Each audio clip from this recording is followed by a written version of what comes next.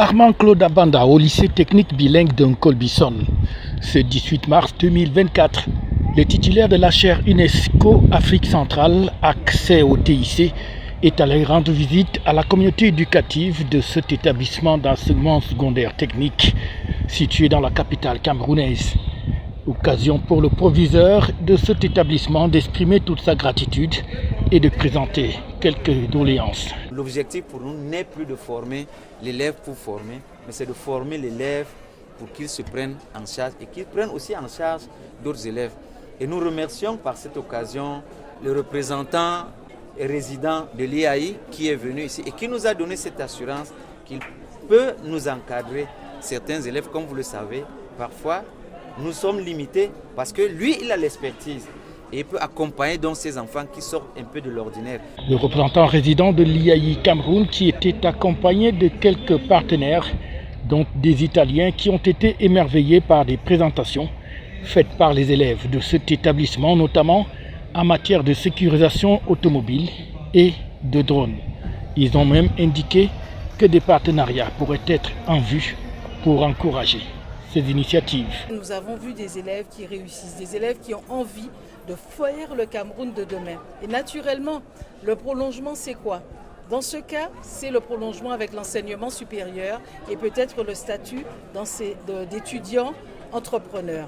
Mais c'est aussi pour d'autres situations qui sont plus techniques, qui sont plus liées à la production, le travail auprès des professionnels qui viennent leur apporter leur expertise, cette volonté de produire, mais aussi d'évaluer, de commencer, de finir et de participer au développement du Cameroun et à la réduction de la balance commerciale. Le représentant résident de l'IAI Cameroun, par ailleurs titulaire de la chaire UNESCO Afrique centrale, a tenu à passer un message d'encouragement pour ce génie créateur avant de demander que des mesures soient prises pour l'encouragement de cette jeunesse. Ce que nous avons vu aujourd'hui au lycée technique de Nkolbison, en termes d'innovation, en termes de créativité, d'inventivité des enfants, des jeunes élèves de ce lycée, est vraiment tout simplement formidable. Le mandat que la directrice générale de l'UNESCO a donné à la chaire UNESCO sur le plan de l'intelligence artificielle est vraiment de détecter des talents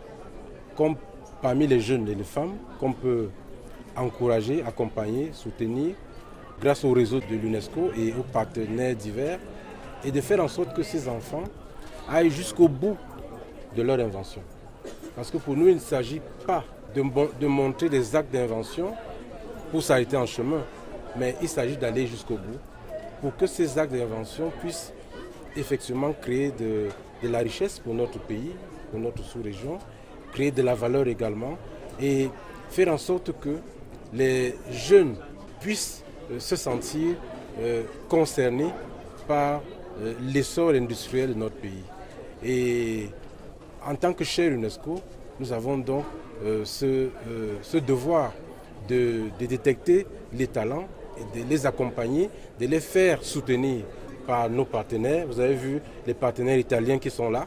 Ils ont déjà entrevu de mettre en place un pont entre des lycées italiens et le lycée technique de Nkolbison, ce qui est déjà très important parce que ces jumelages-là permettront d'apporter une meilleure optimisation des ressources intellectuelles de ces jeunes enfants. C'était donc une belle occasion de rencontre, aussi de présenter la chaire UNESCO Afrique centrale qui est là pour encourager l'insertion des jeunes et des femmes aux technologies de l'information et de la communication à travers des formations tant au niveau doctoral qu'au niveau des masters dans plusieurs domaines, dans les TIC.